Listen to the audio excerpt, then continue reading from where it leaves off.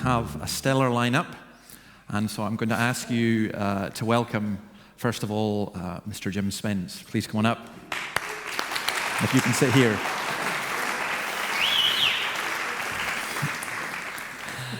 Okay, we'll use this mic. It's a bit like IKEA, isn't it? Yeah, nice. It's low enough for you anyway, it's isn't fine. it? Yeah. Anything's low enough for me, as you can. Yeah.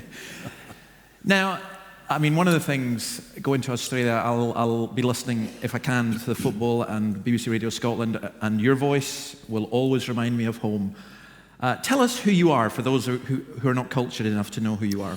Who am I? Well, I'm a Dundonian. I was born and brought up in the city. I've only ever been away for 6 months when I worked in Jersey, cleaning cars and generally farting about in a kind of holiday job before I came back to get married. I was at St Columba's Primary, Lawside Academy, left school to work with Royal Liver, went away to work with Telephone House, and I did a million jobs after that of what seemed like it.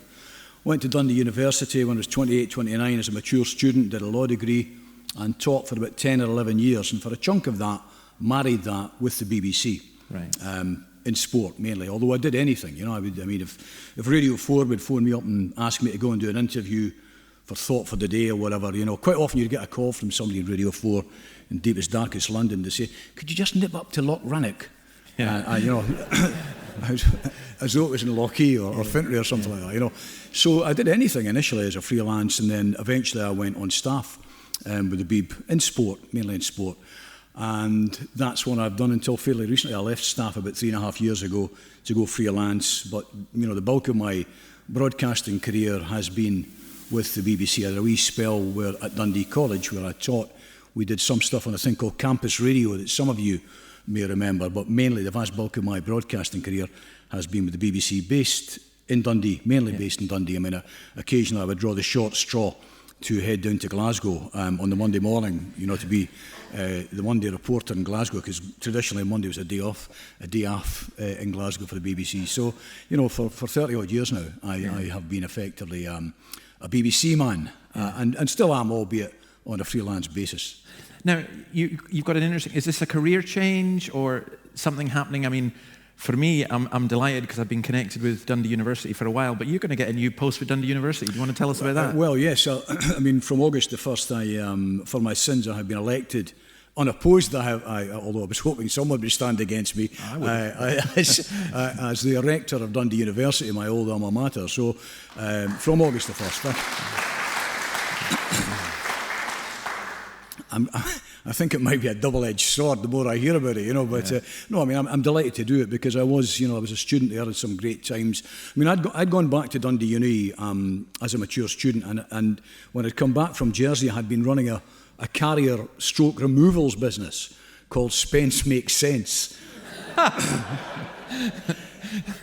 In the wind-up, I have to say it didn't. You know, it lost money at a dramatic rate of knots. Yeah. And if it hadn't been for the fact that Mrs. Spence was keeping the household going through her sterling work as a sales engineer with British Gas, then bankruptcy would have quickly ensued. But, you know, I ran that, and, you know, as I say, I went back to uni. So, you know, I've got some very warm memories of Dundee University, and mainly it was from, you know, it was going to 2 hours a day, classes 2 hours a day. Yeah. From having worked 10 and 12 and 13 and 14 hours a day, you know, lifting 3-piece suites and wardrobes up tenement stairwells in the Perth Road and the Lochee. So it was a dramatic turnaround in my life. So I've got very, very warm memories of Dundee Uni, and I'm delighted to be able to go back and give something back. And that, you know, it's the sort of thing that a number of years back, had I heard somebody saying that, I thought, oh, very good, very cliched. But actually, you know, when you're presented with the opportunity, it is actually nice to be able to go back and give something back to a place that basically turned my life around. Yeah.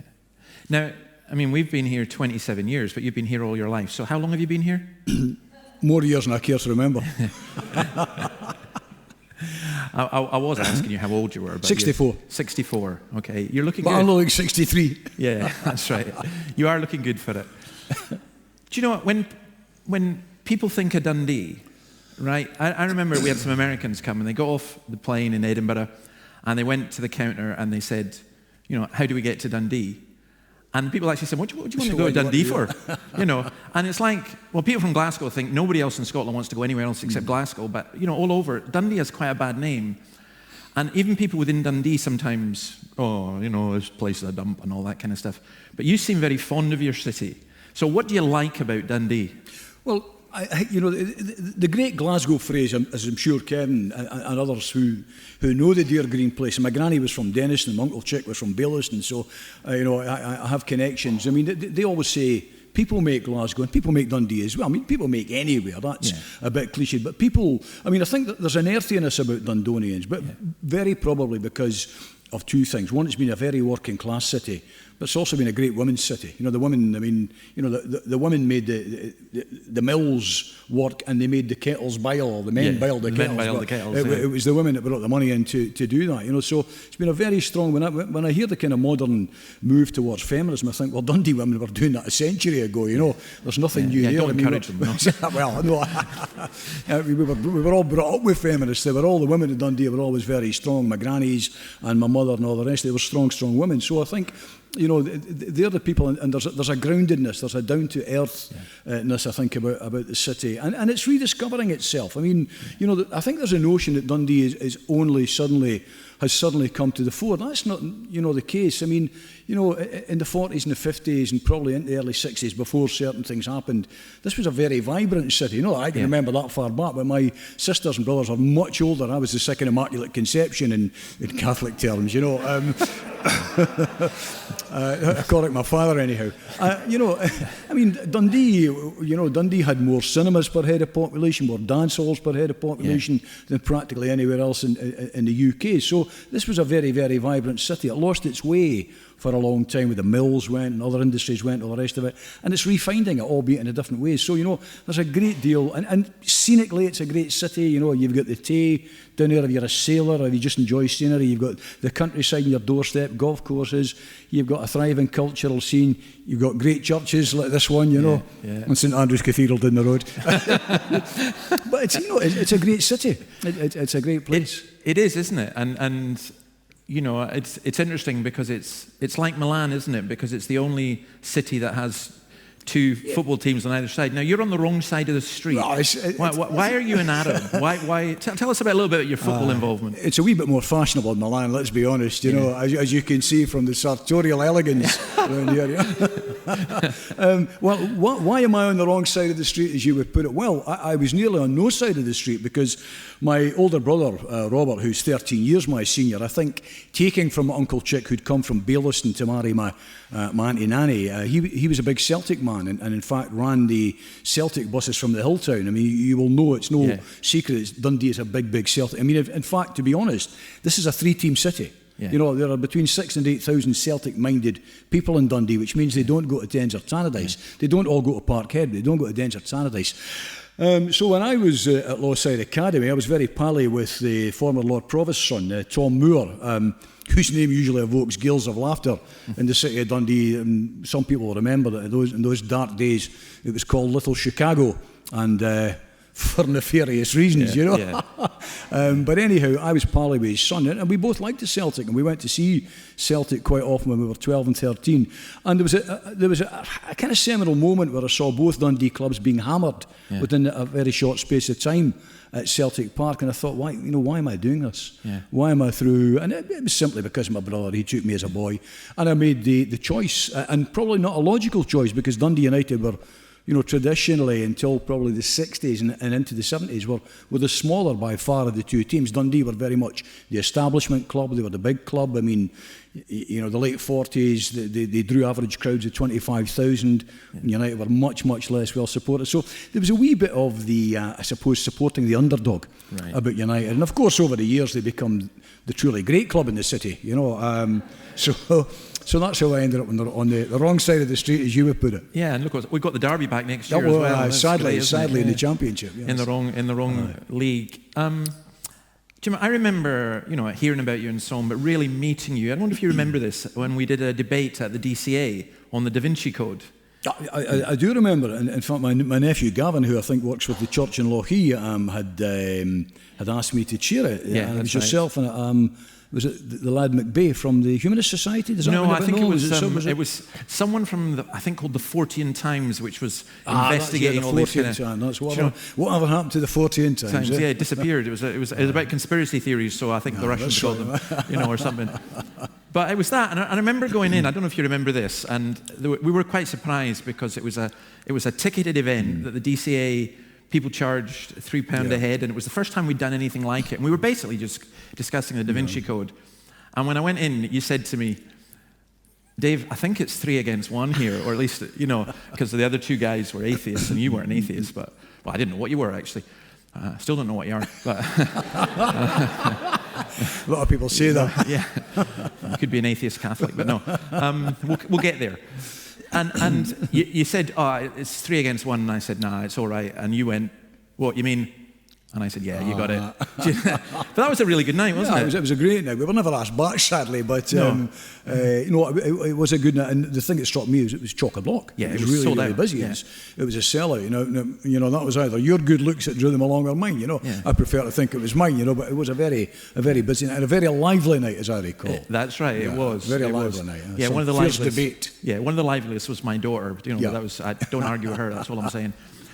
So let's just talk a little bit about your religious background. So, you Catholic, or was it a practicing Catholic home, nominal, or Probably not really. I think my mum and dad had pretty much given up. They kicked me out. I suppose the story of many young Catholics kicked out on a Sunday morning to go to mass, but they didn't come with me. Yeah. And probably because my as I say, I was I was by far the youngest of the family. So my brother had been an altar boys. My 2 sisters had attended. My oldest sister still does attend. I go infrequently. I go, I try to go most Sundays, but sometimes I fall by the wayside. My brother doesn't. My youngest sister, who's 10 years older, don't go. But my mother and father had pretty much, I think, given up on it by then. I think for various reasons. I mean, my old man was in the RAF during the war, and had witnessed some carnage. My uncle Alf, who'd started training to be a priest, then gone off to the war, was shot and ended up in a wheelchair the rest of his days. So I think these kind of things, I suspect, caused them to lose the faith. My father was also very politically active, very left-wing, tradition which runs in the Spence family.